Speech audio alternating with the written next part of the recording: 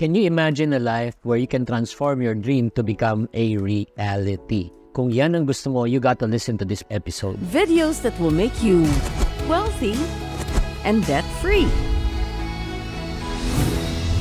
Hi there, this is Chinky Tan, your Pambansang Wealth Coach. In this episode, we are going to talk about the importance of having a vision in life. Okay, ang tanong, do you have a vision in life? Why does vision matter? Vision really matter because number one, it ensures that you consistently work towards your personal goal. Lahat naman tayo, meron tayong gusto sa buhay. Di ba? Gusto natin siguro mas magandang buhay, magandang bahay, magandang pagkakataon and opportunities, no? To be also able to help other people. However, kung hindi clear po kung anong gusto natin, it's so hard to look for what we're looking for. And aside from that, ang advantage once you have a clear vision, it helps you to stay focused on the long terms. Lahat ng mga distractions sa buhay mo, matatanggal mo. Parang sa supermarket lang yan eh. Kung alam mo kung ano yung bibilin mo, di ba? Especially kami mga kalalakihan.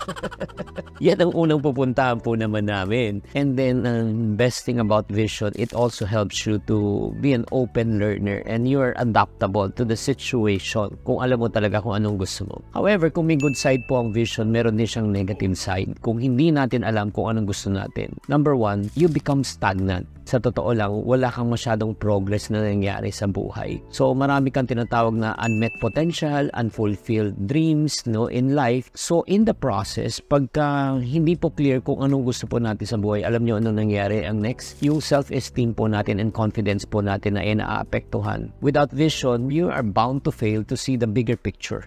Ang parating nakikita mo na lang yung nangyayari ngayon. Ang kailangan pong makita natin, hindi lang kung ano nangyayari ngayon. Ang dapat natin makita kung ano yung potential na pwedeng mangyari sa atin sa kinabukasan. Well, chances are kasi especially if you're going through tough times and trials right now, kapatid, there's a big tendency for you to stay focused with the present. But what's more important, one thing that I've learned from our present situation, though it may not be favorable at times, ang importante talaga is for us to be able to see the future. There's potential in the future. Why? Listen to this. Because when there's hope in the future, there's power in the present. When there's no hope in the future, there's no power in the present. Kaya nga napakahalaga po talaga na kailangan po natin ng masyadong maliwanag na vision. I would like to share to you my personal vision in life. My personal vision in life is to become a millionaire before I reach the age of 35. Kung may vision ka sa buhay, the next question that you need to ask yourself is the question called why. Bakit mo gusto magkaroon ng ganong klaseng vision? I will still remember when I was age 12, my father business collapsed and those 3 years during the time when he was so depressed. And those were the hardest moments in our lives. Napakahirap po talaga pag wala kang pera. Ibang tingin sa'yo ng tao pag wala kang pera. Ibang treatment sa'yo ng mga kamag-anak mo pag wala kang pera. I hope you can agree and relate. So because of those,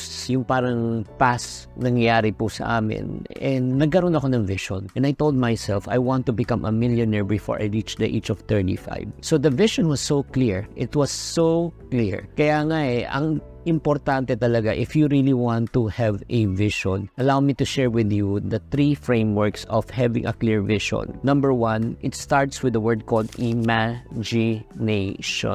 It reminded me of the song yung kay Beatles, kay John Lennon. Imagine there's no people. So, the power of imagination, no, is very important. Once you have imagination, talagang I believe you can visualize your future success. So, just like si Walt Disney, Walt Disney's vision and imagination that he wants to build the biggest recreation center for the kids, and that was Disneyland. Unfortunately, before I think it was finally completed, he passed away. His wife continued to build Disneyland until such time it was finally inaugurated. When it was inaugurated, people were really so amazed at the beauty of Disneyland. One of her best friends made a comment and said, Disneyland is such a great place, the happiest place on earth. Unfortunately, your husband did not live to see any of these. His wife just put her smile on her face and said, you were wrong. Before anything of this was built and completed, my husband already saw it through his what?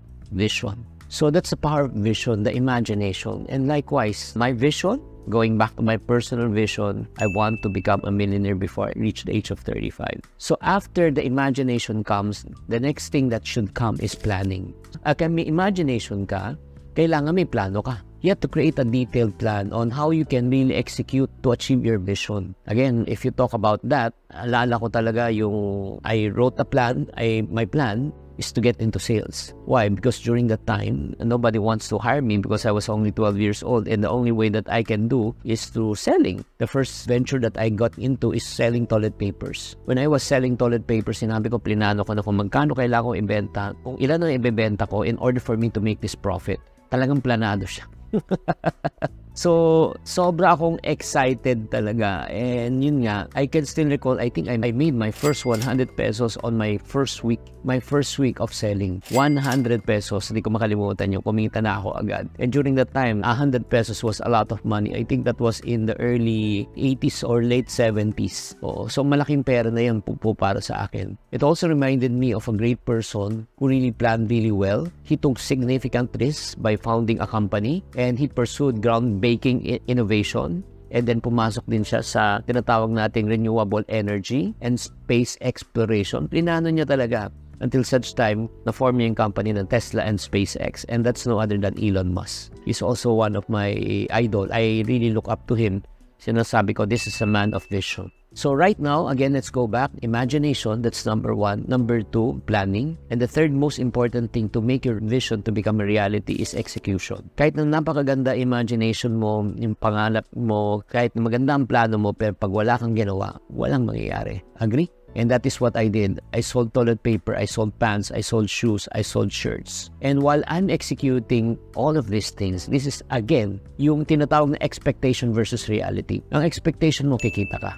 Tama o mali. Pero ang reality, hindi lahat bumibili. Ang expectation mo, lahat talaga susuportahan ka. Pero ang reality, hindi lahat bibili. So, I don't know if you experience this also when you go into sales. Yung mga taong ina-expect mo na tutulong sa'yo, sila pang hindi tumutulong. Yung mga taong hindi mo ina-expect na tutulong sa'yo, sila pa ang tutulong. Agree or disagree? Likewise, always remember, guys, ito yung once you execute things, you are bound to fail. Why? People will not believe in you. People will say no to you. People will reject you. Ganun talaga po yan. And then, ito po yung pinakamasakit. The reality is this. Do you have a big vision in life? If you have a big vision in life, give me a nod. The reality is this. The bigger the vision, the bigger the opposition, the bigger the dreams, the bigger the challenges. So, I want you to prepare yourself. Prepare yourself for greatness. Prepare yourself that you should prepare yourself not for success, but you rather prepare yourself for failure. And once you fail in what you're doing right now, you don't get discouraged because failure is not a person, but failure is just a one-day event. Probably, you had no sales today, mahina ang benta mo ngayon, okay lang yan. Bakit? Kasi bukas may bagong chance ka na naman. Kailangan lang talagang you should learn how to innovate. So, right now, as I come and conclude this session of ours, alam mo, ano yung pinaka key takeaway natin dito? Let me encourage you. When you build a visionary mindset, ang kailangan po talaga dito, number 1, is consistency.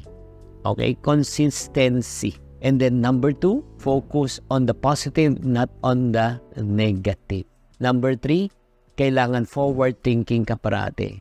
Forward thinking. So if you implement this, itong short session of ours, if you start imagining again kung ano gusto mo, once you imagine, you plan, and once you plan, you execute. Alam niyo mga kapatid, ito yung reality. Kung wala kang vision sa buhay, mahirap magtagumpay. Kung wala kang vision sa buhay, mahirap talaga lumaban. Pag wala kang vision sa buhay, talagang wala kang kapangyarihan talaga. Kaya I just want to challenge you, if you were going to give me right now a few more seconds before we end, kapatid, what is your vision in life? Why do you do what you're doing right now? Para kanino ka bang gumigising? Para kanino ka bang bumabangon?